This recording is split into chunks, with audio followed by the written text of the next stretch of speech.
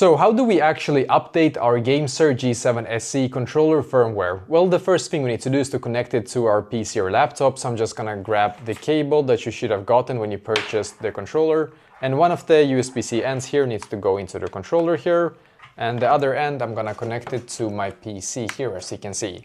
Now when it's connected, you're going to want to get an app called Gamesir Nexus. So you can just Google Gamesir Nexus if you haven't already, and then just download this specific app right here. So go to Gamesir Nexus, and I'm just gonna make it bigger here so you can see. And then you need to also click on this button here to be able to turn on the controller, of course. Quite often it's gonna recognize it right away here, the Gamesir Nexus app. So this is my controller here now.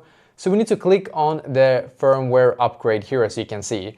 And you can see here is the new version, and then just click on upgrade right here and you will be able to update firmware on your specific Gamesir G7 SE controller. So yeah, it's actually very easy. The hardest thing is you have to just get the app, basically Gamesir Nexus app, then connect the controller to your PC here and it should recognize it immediately. And once again, this is where you need to click, so right here. So basically that is exactly how to do this.